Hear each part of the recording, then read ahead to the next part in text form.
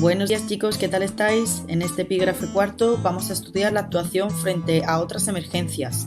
En primer lugar, otra emergencia sería, por ejemplo, atender a una hemorragia. Las hemorragias se pueden clasificar según su presentación en externas, internas y exteriorizadas o según el vaso sangrante, en arterial, venosa, capilar o en sábana.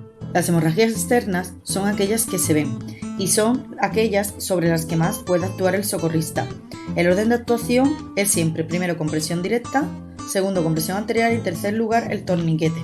En cuanto a la compresión directa, consiste en efectuar presión en el punto de sangrado con una gasa. Por ejemplo, la compresión arterial es una técnica que consistía en comprimir con las yemas de los dedos la arteria del brazo y se utiliza como última medida el torniquete, que consiste en utilizar un tejido lo más ancho posible. En cuanto a las hemorragias internas, son aquellas que se sospechan por signos indirectos, como por ejemplo un shock hemorrágico.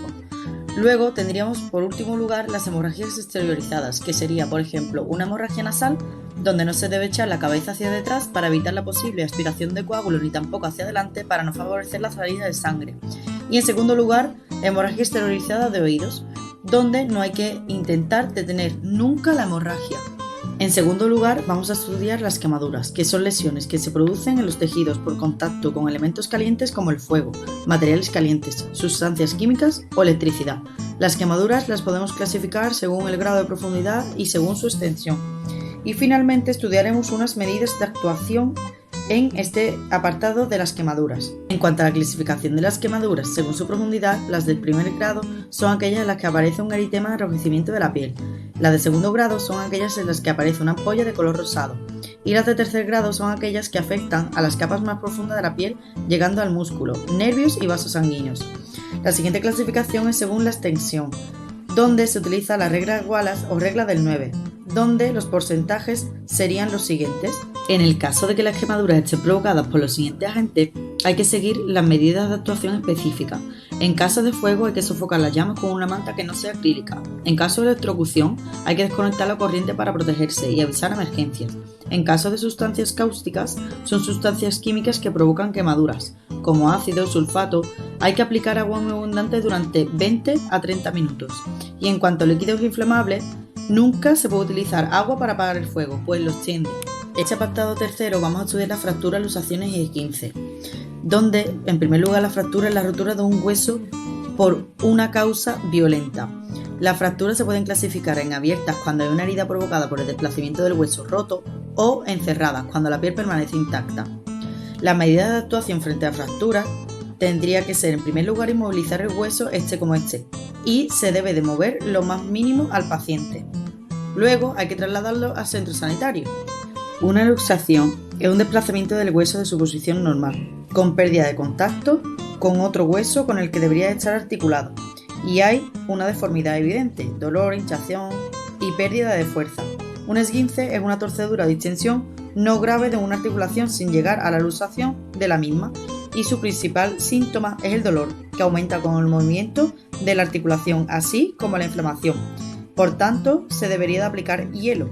En cuarto lugar, vamos a estudiar las heridas, que es una ruptura de la continuidad de la piel causada por corte limpio, contusiones o golpes u objetos punzantes. Las medidas de actuación frente a heridas, en primer lugar, serían lavarse las manos con agua y con jabón, detener la hemorragia, limpiar la herida con agua oxigenada o con agua y jabón del centro a la periferia. Si la separación de los bordes de la herida es importante, necesitará puntos de sutura. En quinto lugar, vamos a estudiar los atragantamientos por objetos extraños. En el caso de que la víctima esté consciente, es primordial ver si la persona tose y si puede hablar o no. Si la persona tose o habla, hay que animarla a seguir tosiendo para que la obstrucción desaparezca por sí sola y nunca dar golpes en la espalda. Si no tose ni puede hablar, hay que combinar dos maniobras. Primero, se le pone de pie y se le inclina un poco hacia adelante y con la mano se le dan 5 palmadas en la espalda para que salga el objeto extraño.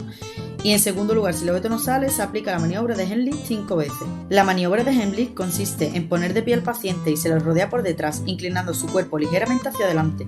En segundo lugar, se coloca una mano en forma de puño con 4 dedos por encima del ombligo y con la otra sujetamos el puño y ejercemos un golpe de presión empujando el abdomen contra el diafragma hacia nosotros y hacia arriba para provocar la salida del cuerpo extraño. Si continúa la obstrucción, alternamos 5 palmadas con 5 compresiones. Podemos encontrarnos ante situaciones en las que una persona ha perdido la conciencia y no es capaz de responder a los estímulos externos.